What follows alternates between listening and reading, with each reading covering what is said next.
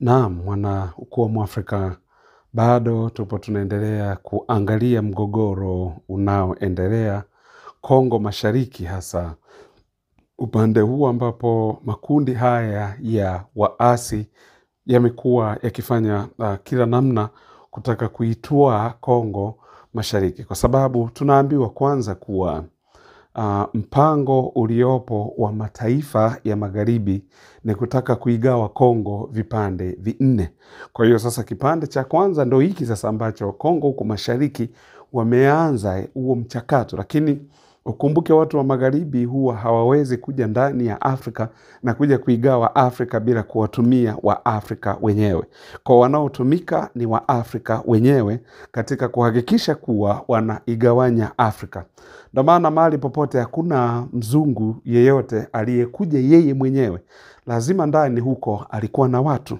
Na watu hawa ndio waliosababisha au wanaosababisha kumpa ushindi huyo mzungu. Kwa hiyo ndio matokeo yake, kwa sababu hii Kongo wametaka kuigawa tangu miaka mingi sana. Ukumbuke the way ambavyo makaburu waliifanya Afrika Kusini, kwa sababu walifanya Afrika Kusini kama ni Ulaya ndani ya Afrika.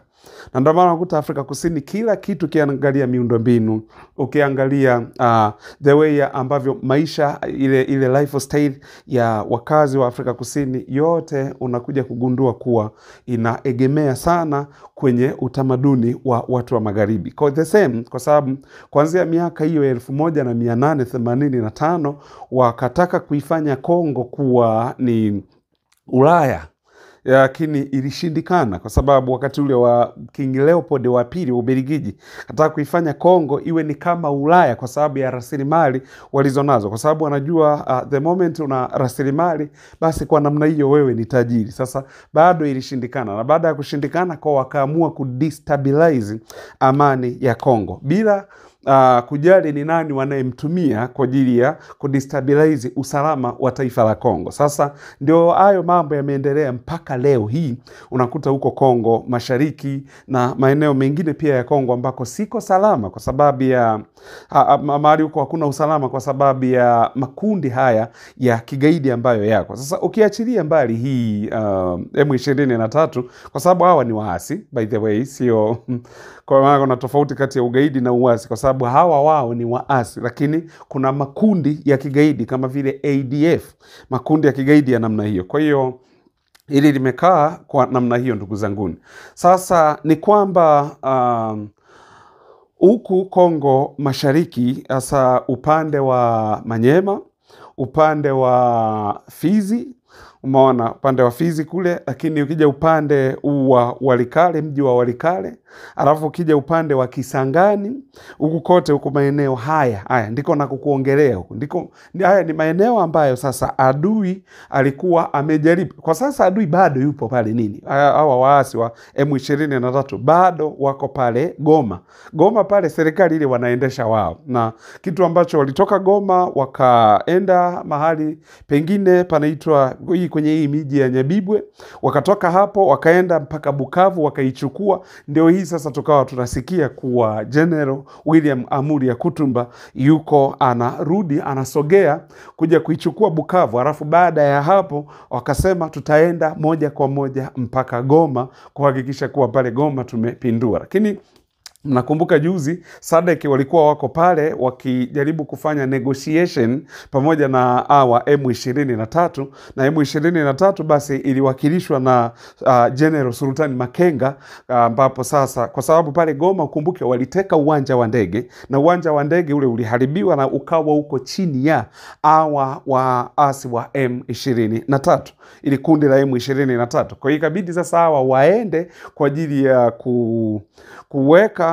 makubaliano kuachilia, kwa sababu pia kuna askari ambao naambiwa kutokea huku SADC walikuwa wamekamatwa wanashikiliwa na M23. Kwa hiyo kwenye vita sasa, maana watu wengine walianza kujiuliza inakuwaje tena haya mataifa yameanza kushirikiana tena na nini na hawa waasi wa M23 sio kushirikiana, kwa sababu kwenye masuala ya kivita ni lazima, maana kunakuwa na mateka upande huu na upande huu, kwa kuna kuaga na mabadilishano hayo, lakini kunakuwa na mazungumzo kama hayo. Kwa hiyo ndio maana kile kilichokuwa kimeendelea SADC, ambako sasa ilikuwepo nchi ya Malawi, ilikuwepo Tanzania na nchi gani nyingine, nafikiri ni Afrika Kusini, kitu kama hicho, ilikuwa nchi 3. Kwa hiyo lakini ni SADC ndio maana yake. Sasa bado tuko huku sasa upande wa Kongo Mashariki, na kile ambacho hawa wazalendo wa Kongo wanachokifanya katika kuhakikisha kuwa wanapambana dhidi ya ardhi ya Kongo au dhidi ya taifa lao, kuhakikisha kuwa wanapambania kweli kweli hilo. Kwa hiyo General William Amuri Yakutumba kwanza amewaambia wazalendo kuwa wasiogope, na ni lazima waingie kupambana na kupigana, ni lazima wapambane kweli kweli, kwa sababu yeye akasema kuwa sisi tunaoshika silaha, sisi sio wengi kama raia.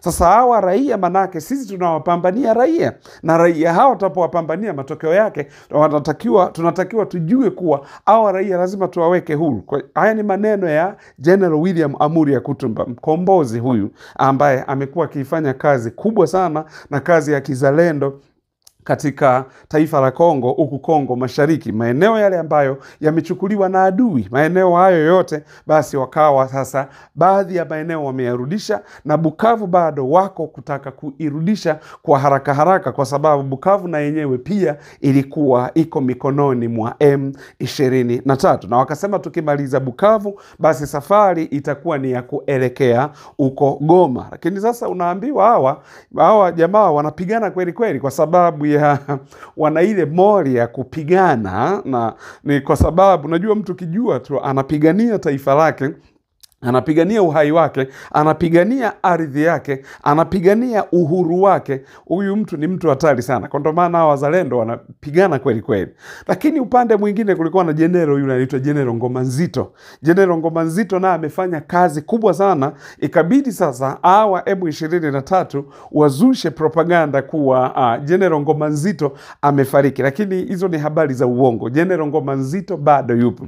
Aliyekuwa amefariki ni yule General Mchunguzi yule ndo alikuwa amefariki, lakini ukumbuke walisema kuwa kama kulikuwa na uasi na vitu kama hivyo, lakini kiukweli walishayamaliza kikosi kile cha General Mchunguzi, manake na chenyewe tayari kimekaa sawa, na wao wanaendeleza kazi huku kushambulia huku. Ndio maana kwa sababu pale kuna makabila yako pale Kongo ambayo sasa haya ndio yamesimama kidete katika kuhakikisha kuwa ardhi hii wanairudisha mikononi mwa Kongo, kutoka mikononi mwa waasi, ambao waasi hawa sasa ni hawa M23, waasi ambao wamekuwa wakishutumiwa na jumuiya za kimataifa, lakini na mataifa mbalimbali pia.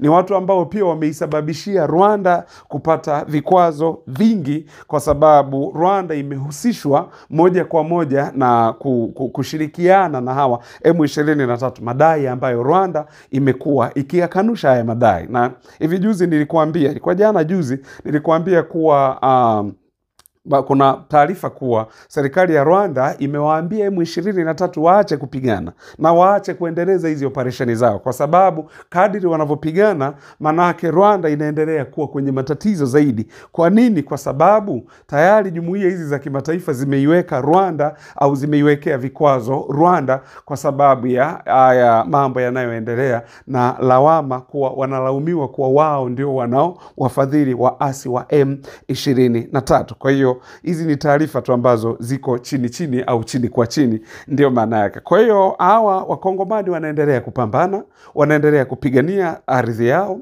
wanaendelea kupigania taifa lao na mambo kadha wa kadha. Tuendelee kuwaombea ndugu zetu, kwa sababu tungetamani kuwe na amani haya maeneo yote ukanda wa maziwa makuu, kuwe na amani, yani kusiwe na vita. Alafu vita hivi ungeshangaa, ungedhani labda ni wazungu na Waafrika wanapigana, hiyo tungesema sawa, lakini ni Waafrika kwa Waafrika wanapigana, wote ni wa rangi moja, tunapigana vita. Lakini ni mambo ambayo tungetamani sana kuweze kupatikana amani kwenye ukanda huu wa Kongo Mashariki kule, ambako sasa wazalendo na wao wameendelea kuifanya kazi yao. Wamesema hawatakubali, watapigana mpaka tone la mwisho la damu yao. Hawa ni nani? Hawa ni wazalendo wa Kongo, vijana wa William Amuri Yakutumba, lakini na majenero wengine pia, wakina Ngoma Nzito na wao pia wako, na majenero wengine pia vile vile ambao wanaongoza vikosi hivi vya jeshi la akiba ama jeshi la